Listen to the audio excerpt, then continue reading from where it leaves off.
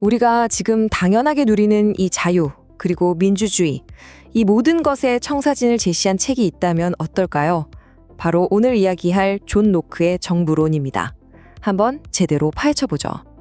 자, 이 질문 한번 보세요. 정부의 권력은 대체 어디서 나오는 걸까? 어찌 보면 너무 당연한 질문 같죠? 근데 사실 이 질문에 어떻게 답하느냐에 따라서 바로 우리의 권리와 자유가 완전히 달라질 수 있습니다. 정말 근본적인 문제예요. 그 답을 찾기 위해서 우리는 시간을 좀 거슬러 올라가야 합니다. 한 300여 년 전쯤으로요. 영국의 철학자 존 로크가 던졌던 정말 혁명적인 생각 속으로 한번 들어가 보겠습니다. 생명, 자유, 민주주의? 우리가 정말 기본 중에 기본이라고 생각하는 바로 그 권리들 있잖아요. 이 대부분이 바로 이 책, 정보론에서 아주 강력하게 주장됐던 내용들입니다. 그러니까 핵심은 뭐냐면 지금 우리가 사는 이 세상이 사실상 로크가 몇 세기 전에 설계한 그 원칙 위에 서 있는, 말하자면 로크의 세계라는 거죠.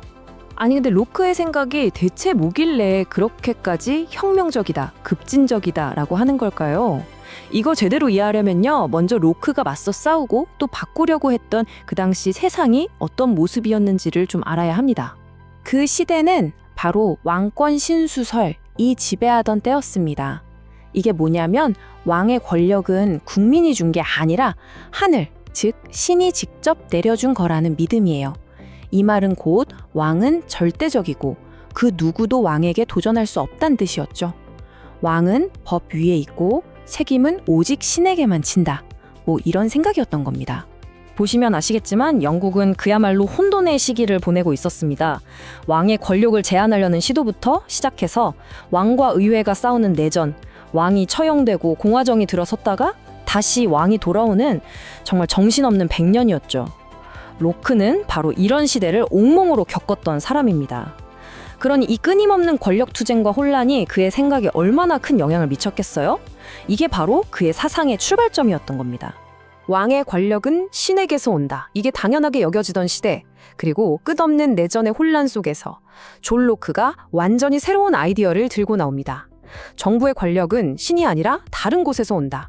그가 지목한 권력의 새로운 원천, 그건 바로 국민 그 자체였습니다.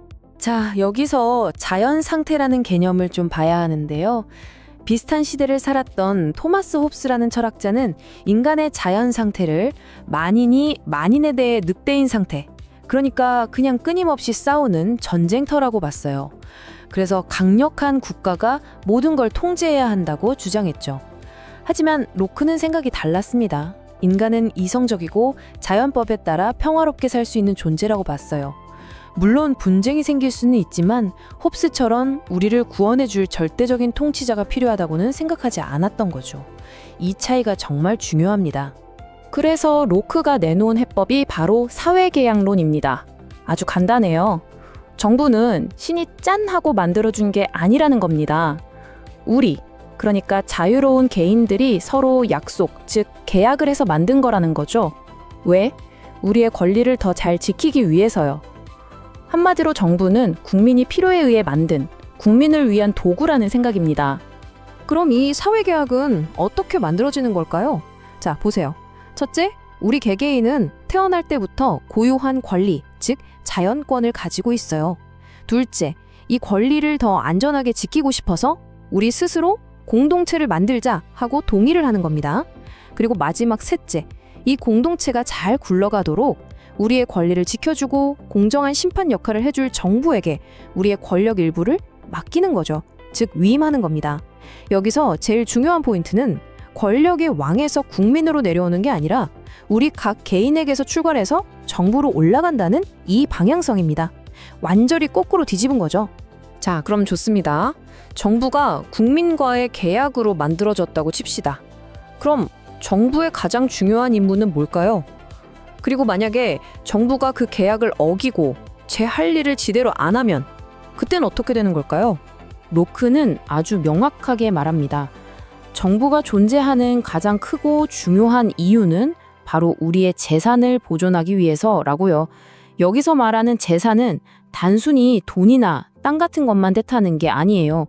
로크는 이걸 훨씬 넓게 봐서 우리의 생명, 우리의 자유, 그리고 우리가 가진 소유물, 이 모든 것을 포함하는 개념으로 사용했습니다. 정말 중요하죠?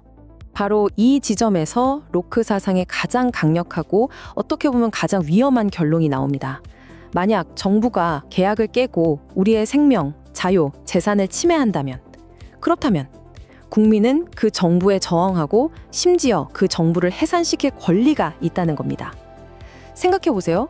정부를 우리가 고용한 직원이라고 본다면 계약을 위반한 직원을 해고하는 건 고용주인 국민의 당연한 권리라는 거죠. 이건 당시로서는 정말 상상도 못할 폭탄 선언이었습니다. 그리고 로크의 이 생각은 그냥 책상 위의 이론으로 끝나지 않았습니다. 이 아이디어는 책 밖으로 뛰쳐나와 실제 역사를 바꾸기 시작했죠. 수많은 혁명의 설계도가 되었고 지금 우리가 사는 현대 국가의 근간을 이루게 됩니다. 어디에 그 영향이 남아있냐고요?